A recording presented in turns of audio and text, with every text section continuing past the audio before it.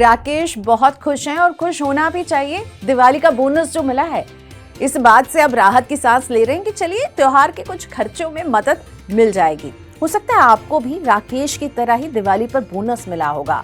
आप खुशी आप ही मनाइए, लेकिन जरा सा संभल जाइए, क्योंकि जब आपको कंपनी इस तरह से गिफ्ट या बोनस देती है तो ये हमेशा टैक्स फ्री नहीं होता है।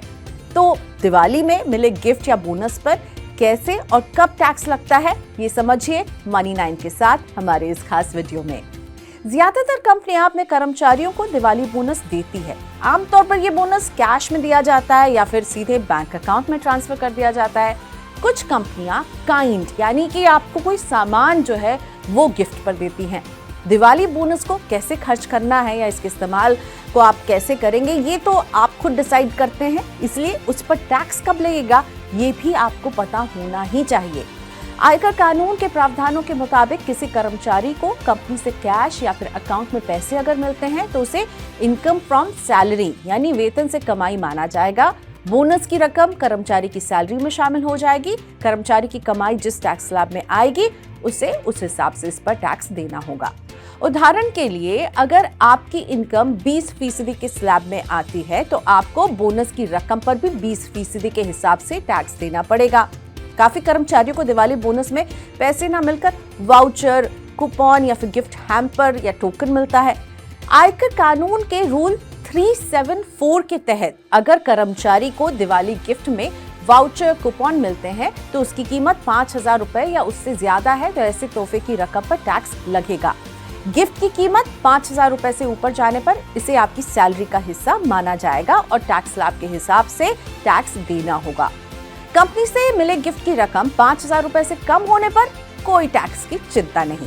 ध्यान देने वाली बात यह है कि 5,000 रुपए की ये लिमिट सिर्फ दिवाली के लिए नहीं है, बल्कि पूरे फाइनेंशियल ईयर के लिए है। इसलिए दिवाली गिफ्ट तभी टैक्स फ्री रहेगा जब एक साल में आपके एम्प्लॉयर से जो भी आपको गिफ्ट मिली है उसकी वैल्यू 5,000 रुपए से कम रहे। तोहफों की कीमत से 5,000 रुपए घटाने के बाद बोनस या गिफ्ट की जो रकम बची है उस पर टैक्स लगेगा। बहुत से कर्मचारियों को दिवाली बोनस के रूप में कार, बाइक या सोने का सिक्का या महंगे गैजेट भी मिलते हैं। इस कंडीशन में भी 5,000 रुपए की लिमिट जो है वो लागू होगी। गिफ्ट की मार्केट वैल्यू का पता करके उसमें से 5,000 रुपए घटाने के बाद जो रकम बचेगी उस पर आपको टैक्स देना पड़ेगा अगर उस गिफ्ट की वैल्यू 5,000 रुपए से ज्यादा है। बोनस कैश या अकाउंट में मिलने पर कंपनी टीडीएस यानी टैक्स काट कर देती है। अगर कंपनी टैक्स नहीं काटती है या फिर गिफ्ट में कोई महंगी चीज मिलती है तो उसकी कीमत का ब्यौरा आपको अपने आईटीआर में दिखाना होगा। अगर राकेश की तरह आपको भी दिवाली बोनस मिला है तो ध्यान रखें कि ऐसे गिफ्ट हमेशा टैक्स फ्री नहीं होते हैं। हाँ, अगर आपको अपने क्लोज रिलेटिव, जिनका जिक्र इनकम टैक्स एक्ट में रिलेटिव के डेफिनेशन में आता है, जैसे इसमें शामिल होते हैं माता पिता, दादा दादी, पति या पत्नी, सास ससुर, ऐसे करीबी रिश्तेदारों से दिवाली पर कोई भी जो गिफ्ट मिलता है उस पर किसी तरह का टैक्स नहीं लगता है, चाहे उसकी कीमत कितनी भी हो। इन रिलेटिव्स के अलावा अगर आपको किसी और से गिफ्ट मिलते हैं तो एक वित्त वर्ष में 50,000 रुपए तक की गिफ्ट ही टैक्स फ्री होते हैं।